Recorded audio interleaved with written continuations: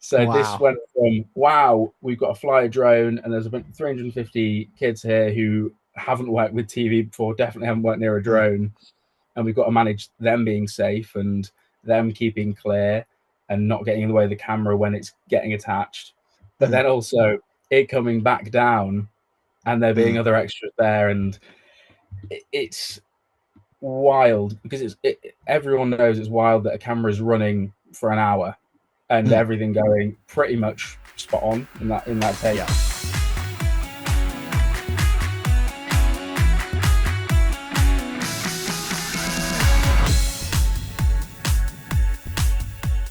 Hello, everyone. Welcome back to the Clap Podcast. As always, my name is Will Frost, and I am incredibly excited to bring you another special guest this week.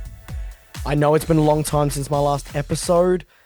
Life has happened, lots of projects, things in the works.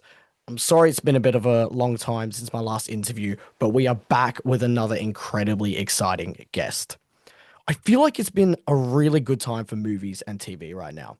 Look, lots of sequels, lots of spin-offs, all that kind of stuff. But I don't know about you, I've been getting really excited about going to the movies.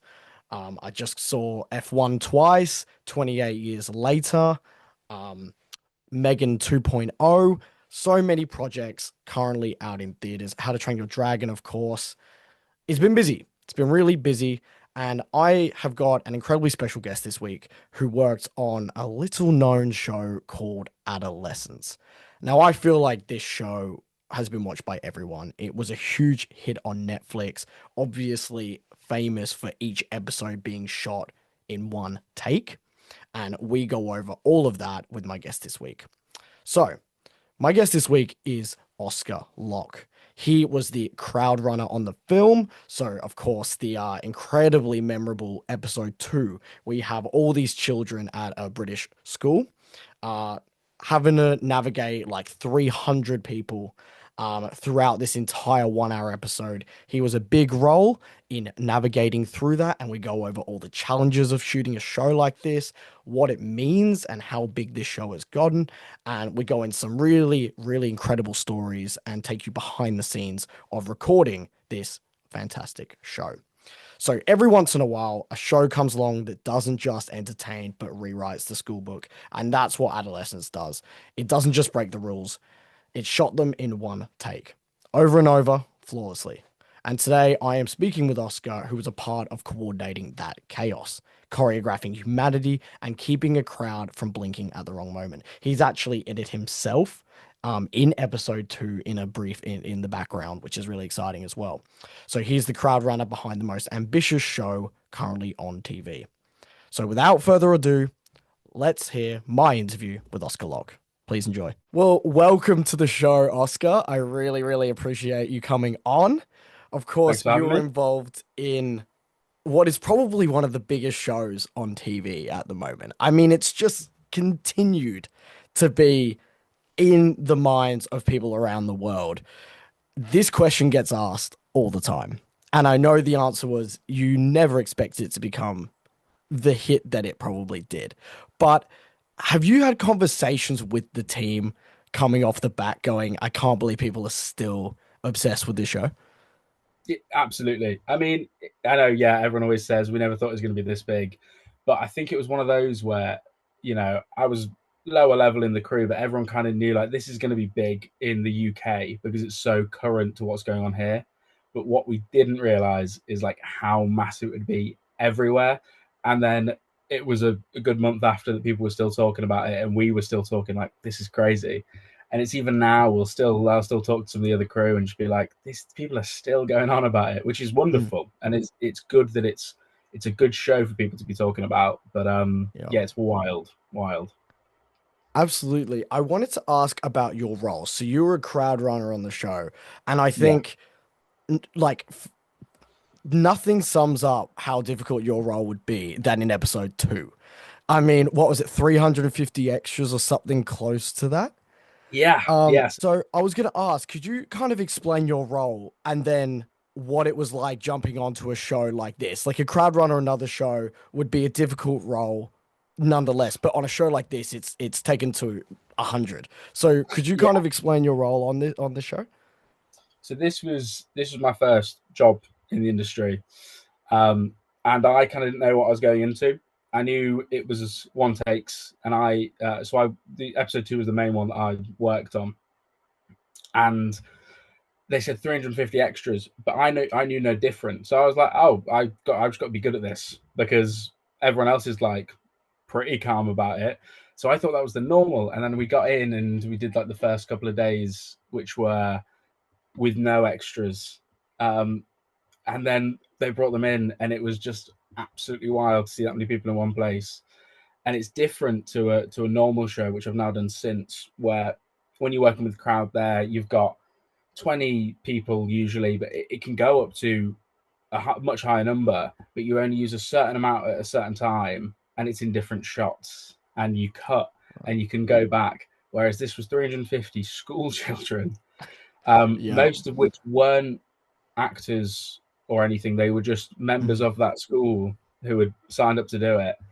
Um, and it was wild. I keep saying Yeah. wild, but it's the word to describe the show and everything on it. It was just absolutely mad, and it's nothing's like it. But yeah, Oh, absolutely. Well, so how did this happen? How did you come to be a part of a show like this for your first time working on a film or show of this scale? so I went to school with someone whose parents were involved in the show, Mm. and um, they did Boiling Point before this, Oh, yep. the TV show of that, and I got work experience there. Mm. And through that work experience, I was chatting to people and just talking to everyone on set, because I just loved it, and I wanted to get to know what everyone did to figure out what I wanted to do.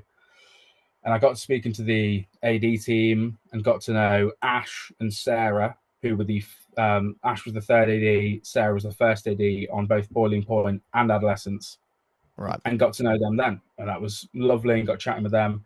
So when it then came round to prep for Adolescence, I was chatting to my friend at school about what was coming up next. But then also I got a message from Sarah saying, "Hey, it was lovely meeting you on Boiling Point. You seem very proactive with it. Would you be interested in a few weeks on this show we're doing over summer?"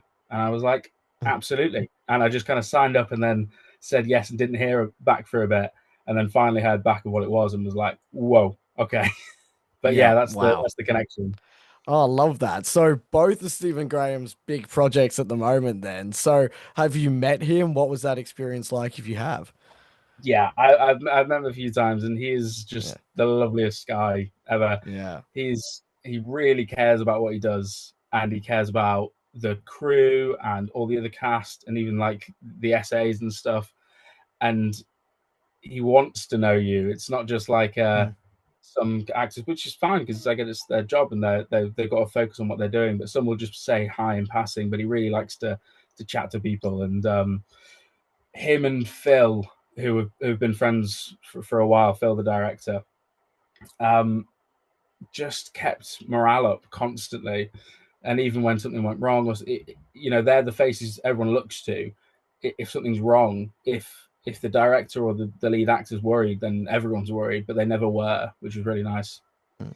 Amazing. Well, I'm going to continue on a point that you made there. The morale would have been incredibly important, especially for something like this, where everyone's going to be firing on all cylinders every time that camera rolls. Could you put me that first day of episode 2? You go for the first take. The feelings. What was it like that morning? Could you kind of describe what the atmosphere was like before it was roll on take 1?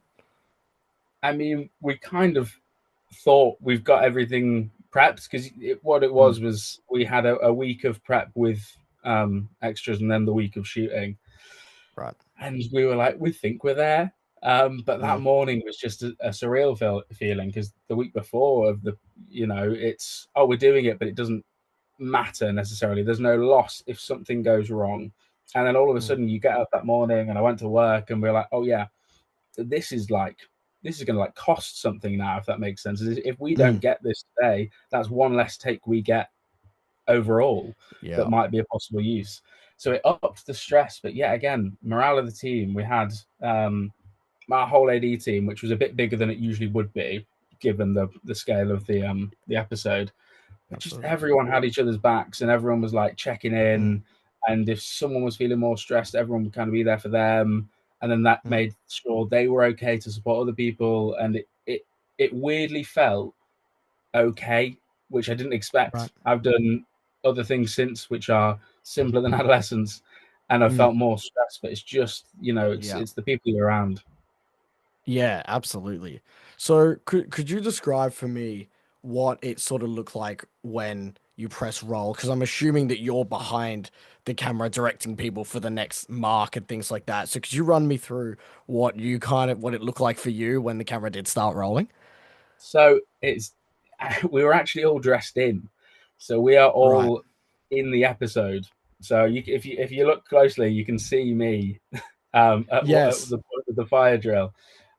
So I started off in the corridor with all the classrooms, and Right. that's where I was. And we had like a few of us around the school, and Mm, then the first and third ads were in a room watching the take, and they mm, were on radio to us, kind of giving us cues and telling us what to do right. when. And it was on the script. We each had our scripts, and it was written, and we were kind of following the dialogue. um, but we kind of had it planned out. We all had a route we went in the episode. So I started in the corridor, went down to the fire drill, back to the corridor, and out to the front of school, to put it Mm, simply, but also right. taking with me 70 of the 350 essays at a Right. time.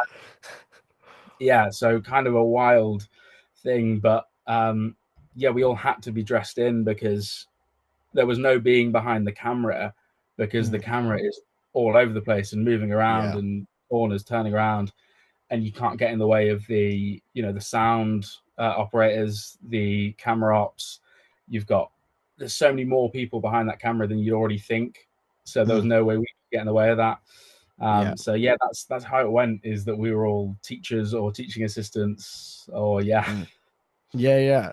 I'd love to hear about. I know this episode's kind of the main thing that everyone's talking about is like kind of two specific moments beyond just the incredible amount of extras in it is that shot where it goes through the window, which of course was added in post and it was a blank pane for lack of a better word, and it went Yeah, through.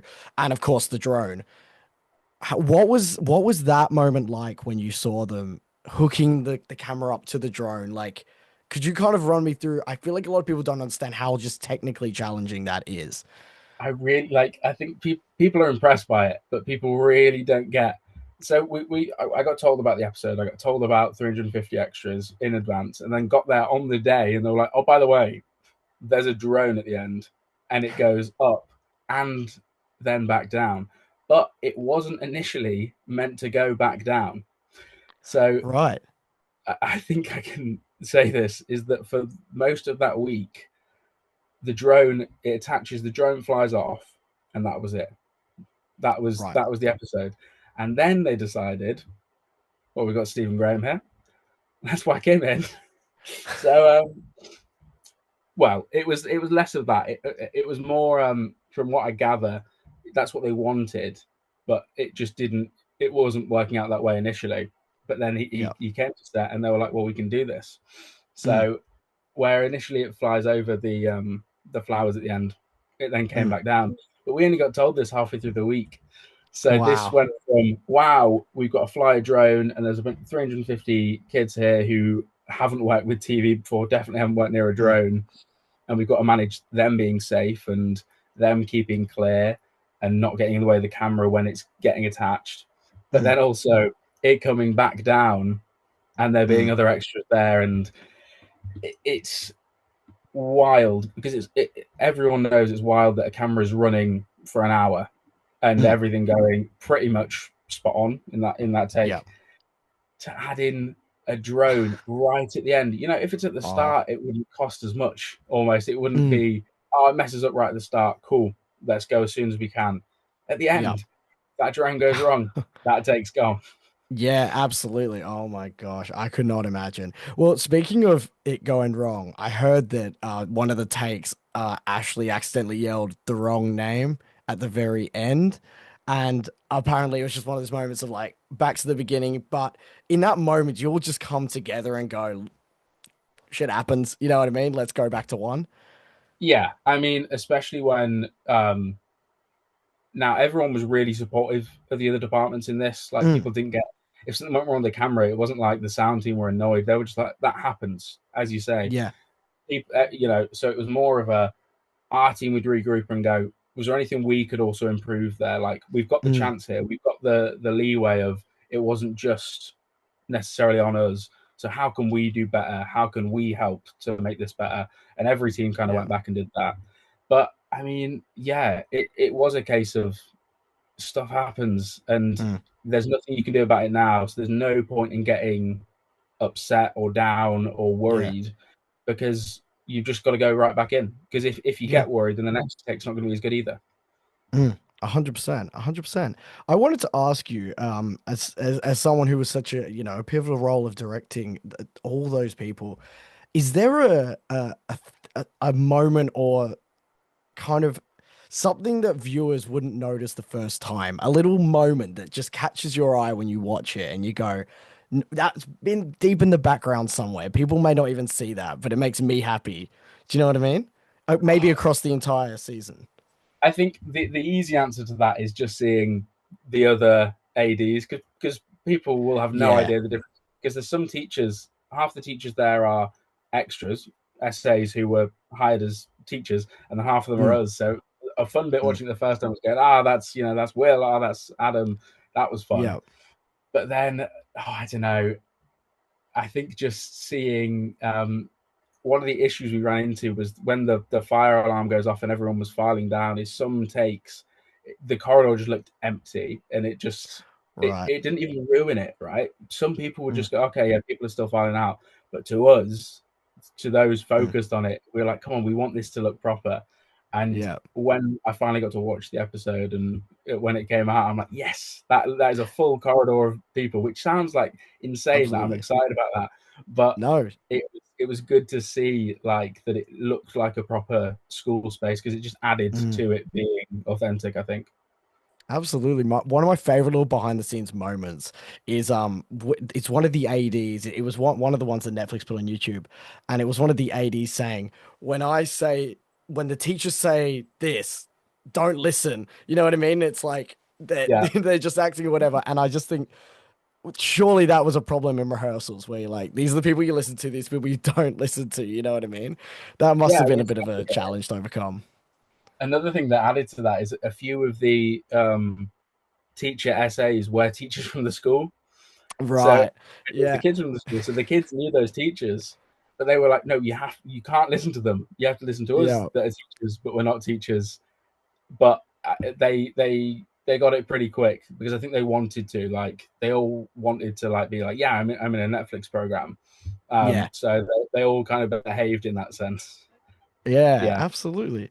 Well, speaking of it being this huge Netflix hit, I wanted to ask you, what was the moment that you realized it was kind of blowing up, that it was becoming something outside of kind of the streaming zeitgeist? It had elevated above that because it really has. I'm not even just saying that to kind of blow smoke. It really has risen that my family, everyone I've told about doing this interview, has been like, I love Adolescence. I watched the whole thing multiple times. Some people, they really connect with it. So what was that moment for you that you realized it was becoming something? I think it started, but I didn't feel it at this point when I just started getting messages of like everyone I knew was watching it. It wasn't like, Yep. you know, stuff I've done since or when I did work experience on Boiling Point is like people, maybe the odd person actually, I watched that thing that you were kind of involved in or worked on or whatever. But Mm, this was everyone was messaging or everyone was even posting about it separate to messaging. And I was like, I'm seeing people who like I have not spoken to in years post about this thing. But mm. then it kind of got to on the larger scale of like understanding, whoa, this is massive. It's stuff like seeing Stephen Graham on Jimmy Fallon for Yeah. adolescents. Like that's Yeah. wild. That is such Yeah. a big gig, and it's because of this. Mm, And just seeing it being talked about on every news thing, and them being in Parliament. Jack, the writer, and mm. Joe, the producer, being in Parliament in the UK Yeah. talking about adolescence. It's like that's wild, and that's when it all started Yeah. to kind of click. But it's still one of those where it took a while to feel that like I was aware of the kind of size of it all, but to be Mm. able to like actually be like, oh my god, that took a while. Yeah. Yeah, absolutely. I love Steven's projects because he puts so he goes into incredible kind of universal themes. You know, we've all kind of dealt with some of these ideas coming of age, but even in something like Boiling Point, it's so personal and but so energetic. You know what I mean? He's got such a way with filming these things. And Mm. with Boiling Point, actually, I'd love to chat to you a little bit about that because I feel like that's really found a new life recently. It feels like people are coming back to it or finding it for the first time. Was that something that was a bit of a surprise to you too after working on it, that people are kind of coming back to it now? I think I that's one of the ones where I think I had a feeling that like people are going to see this series that's on Netflix and it's going to be big, and they're going to see, oh, this the same director and actor did this other thing. Um, Yeah. so it made sense that the film gained traction again. But it Mm, was nice to see that the show kind of did as well, because I don't know if you've seen the show, but it's not one takes. It's just a drama based off the stories, mm, and it was nice to see that that kind of got it as well. It's the attention of because it's to say the core team, I'd say, throughout these, or the names that people kind of know now, Phil Barantini, the director, Stephen Graham, mm. and then Matt Lewis, the DOP, who's done all of these as well. Yeah. And because he's become such a big thing from this as well. And he's so young and Mm, like he's managed to do this, mm, and such a big part of it is the camera, yeah. bigger so more so than in a lot of things. So Mm. I'm glad that that kind of team is getting the attention through people going back and watching the Boiling Point. Absolutely, absolutely. With with adolescence, each episode feels like its own little kind of moment in time. You know what I mean? It's like, especially the episode three. You know what I mean? Really, just two actors doing their thing to the maximum extent. What was kind of the talk amongst the 80s with how the different challenges of each episode, but also when these types of uh different types of scenes were pulled off. Do you know what I mean? What was that kind of like to then see when you saw the final product? Yeah, I mean, so I was. This is you're right. It's more of a talk thing because the only one I properly worked on was episode two. Mm, So I'll start that with like to then watch episode one and three, which I didn't have involvement with, was just yeah, wild because it almost is a completely different show. yeah, It's the same characters, it's the same story, but it's a different it's a different way of making it. You know, going from an mm, entire school and a drone to the next episode being one room. I think for the rest of the team, though, I think it likely just gave them, you know, it was fun. I'm sure it was a challenge and there were stresses with it, but fun that it's not just same every day. It's three mm, weeks of this and 3 weeks of something completely different. yeah. Oh, absolutely. So, so with what you had to do on set, I wanted to, this was just kind of a curiosity question. Was there a really strange or random thing you had to ask a background actor to do? Like just something that it was like react like this or duck out the way of this or something that was kind of like a strange request to have to ask someone to do given the scale of what was going on. Do you know what I mean? Um, I mean, the big one was asking them to kind of not bother the cast. Not that Yeah. the cast were bothered, but having 350 kids after kind of a long, stressful take was, and it's a weird thing to Yeah. ask them because obviously it's like you're in the same thing as these people. You're at, you know, Mm. you're working alongside them, but please don't go up and ask them for pictures because Yeah. Oh, it's true. Yeah. and the way we kind of explained that was I'd always be like, hey, you know, they're doing their job and you're doing a job too. You know, you've all got to be professional together. Let's not Mm. do photos and stuff. But no, the Mm. weirdest one they didn't not necessarily get, but that was confusing is talk without talking. As in, we need you to mouth, Of course. Yeah. but realistically, because if you ask kids to mouth, they're doing big things. Whereas what we Mm. need is just talk normally, talk with a small mouth or whatever, but don't actually say any words. Yeah. Unless, but then what got confusing is at some points we'd be like, oh no, now we need you to say words because Yeah. yeah, it was more of. confusing questions for them that it was Mm. weird to ask because we're like, I completely get why this makes no sense, but it's got to make sense. It's gonna make sense, 100%. So correct me if I'm wrong. It was 14 takes in the end for episode two, Yeah, yeah. right? So 14. So come on, what was there some kind of party at the end? Like, how did you? What was it like? And what did you do when it was wrap on take 14? Yeah, well, that was the wild part. So for that one, yeah, in the week before, we just rolled on a few of the practice takes Yeah. because we knew kind of how crazy it was going to be. So that's Mm. why it was 14 and not 10, like it was planned to be. Yeah. But we got on the Wednesday, we got a take that I remember everyone was happy about. But then looking Mm. back, it was not it. Thursday, we didn't have anything from that. Friday morning, we were like, okay, this is the stress. This is that what we should be Mm. feeling on Monday. Right. Is we've not got it, and we've got two goes. And sure, I guess any from earlier in the week could have been used, but like not easily. Mm. So that morning was like much quieter and much more serious. And then we did the take in the morning, which was great. It was so good. It was clearly not the best because we went with the final one, Mm. but that just gave the morale. And then that lunch was fun, and we had karaoke going, and Stephen and Phil Nice. came and gave a speech to all the essays, and Nice. that just then gave that push for that final take. And then Mm. that evening was just wonderful. Just afterwards, everyone was. It was almost like we'd wrapped that feeling, wrapped the whole show. Just Yeah. the bliss that everyone was having, and yeah, it was a big relief that night. Yeah, oh, absolutely. So you've mentioned that you continue working on projects since this, and of course, this was such a unique, bold project. How has this kind of shaped your direction coming into the film industry? Is this have you sort of found that maybe being a part of the assistant directing team is where you want to base yourself, or do you have anything else that you're considering? I definitely think, yeah, in TV industry right now, I love being an AD. I've worked on two shows since, and I've just Yep. had such a good time with it. You get to work. You kind of one of the few teams that, unless you're sociable, which then you'll talk to everyone, but you're one of the few teams that has to work with every team, and you get to know everyone. And I Mm. really love that. Um, it was kind of getting dropped into the deep end, doing a job after this, Mm. not even doing Right. this because it was completely different. And Sure. what is normal TV, I had no idea about because I'd just done Yeah. lessons, which is, its own thing. Mm. Um, so I went on to do Film Club after that, which isn't out yet. Mm.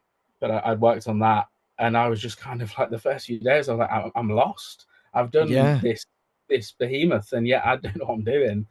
And that took a bit of getting used to. And then since I've been working on a show called All Creatures Great and Small, and that has just been a great time and a lot of fun. And that's really hammered in like, yeah, this is what I want to do. Yeah. Yeah. Were they all based in the UK as well? The ones you're working on at the moment? Yeah. So Film Club is in Manchester, Nice. and All Creatures is like just around Leeds. So not far from Oh, where I beautiful. am. Oh, Yeah. fantastic. Amazing. Is there anything you'd say you'd learn from it? I know you said they were so different, but is there any I even mean something so small as to like, keep your walkie-talkie off at a certain moment or something like that. But is there any like kind of skill or something that you've learned that you carry into those other projects? I think it's about um, how you deal with people in Yeah. stressful situations. Now, not necessarily life or death situations, but when tensions rise because of something going wrong, how you manage to still talk to people and Mm. be professional with either whether it's with an SA or whether Mm. it's with the sound team or the camera team, just like keeping it happy. That's the bit I learned Yeah. is I'd heard so many horror stories about things going wrong in TV, but just about, someone else might be not calm, or it might be you that's not calm, but you've just got to hope that, one of those parties has just got to be, I understand it. Like I get Yeah. it. Yeah. Mm. I was wondering about providing information to the extras and the crowds that you're dealing with, do you tell them the whole kind of what is happening in this scene and how it fits within the greater context of the story? Or do they just sort of know what they have to do in these given moments? What do you kind of reveal to them? Is this for adolescents or in general? Adolescence, then maybe what you've had to do recently. Cool.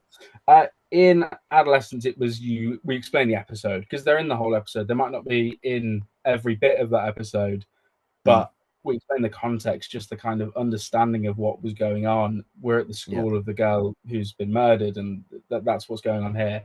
You don't explain the other episodes because that's kind of they don't need to know that, but yeah, you give them enough context to like understand the seriousness of what they're in. Because otherwise, they might just think, "Oh, yeah, we're in a school." Like we haven't. Like, if they have no idea what it's about, oh, we're in school. mm, It could be a fun show that's in a school. We all need to be messing mm, about.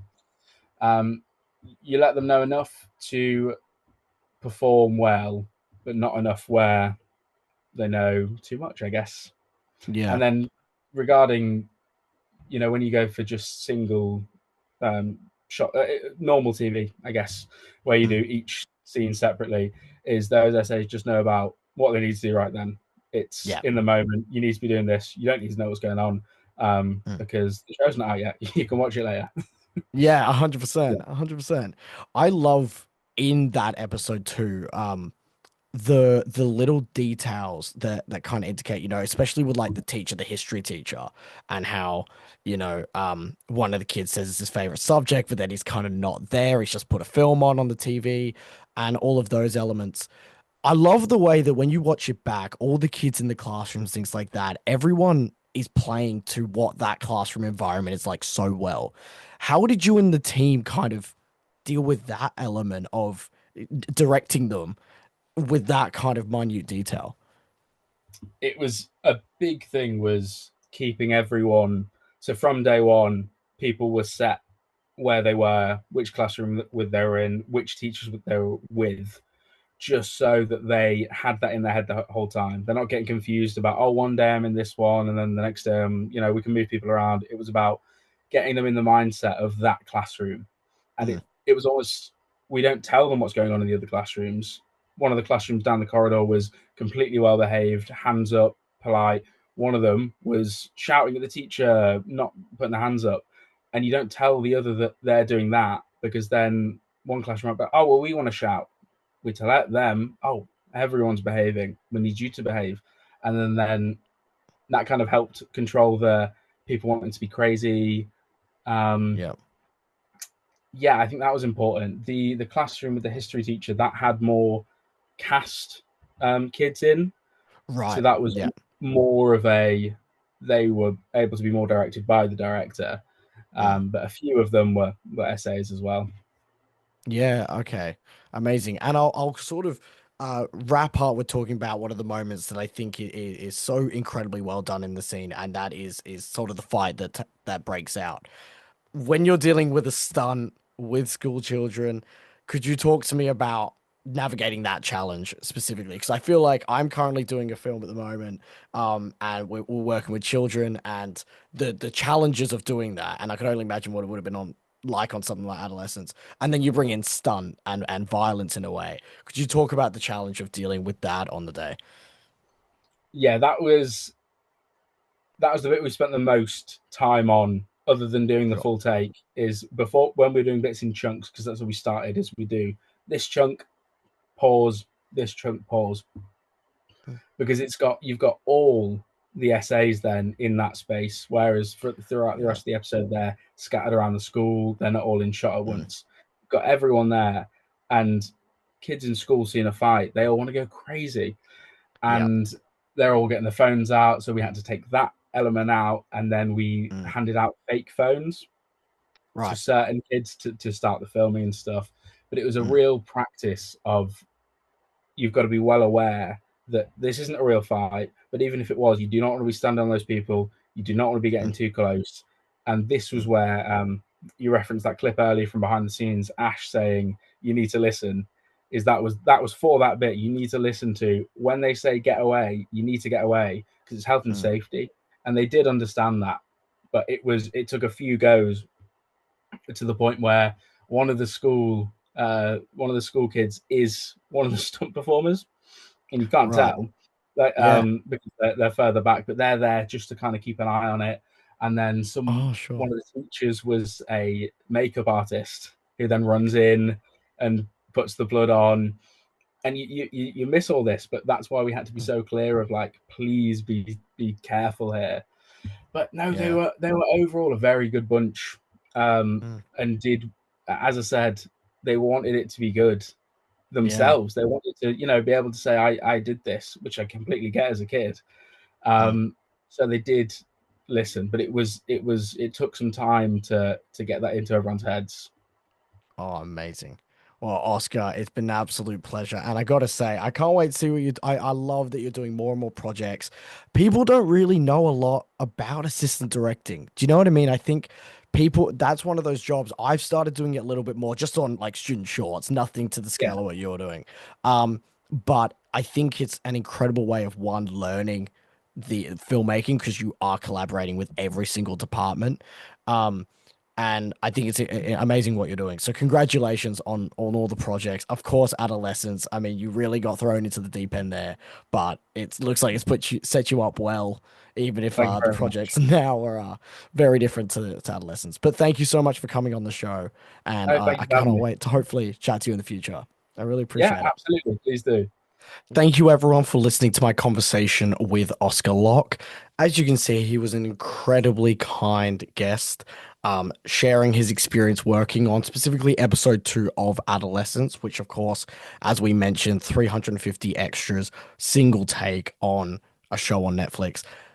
Kind of incredible. This stuff is not done very often in TV, especially ones that are kind of within a streaming realm like Adolescence. But as you can see, the talents of the cast and the crew of this show has and the writing by the incredible Stephen Graham, you can see how this show has just elevated into culture at the moment. I would recommend you go out and see this, but I guarantee you already have. It's an incredible show, and is touching on some really important themes that are relevant to kind of coming of age in this era. Thank you so much for listening. As always, I hate to do this, but please like and subscribe and support the show in any way you can. The more you support it, the more I can continue to provide these episodes, interview incredible people like Oscar, and continue to grow this channel. Thank you so much, and I'll see you on the next one. Thank you.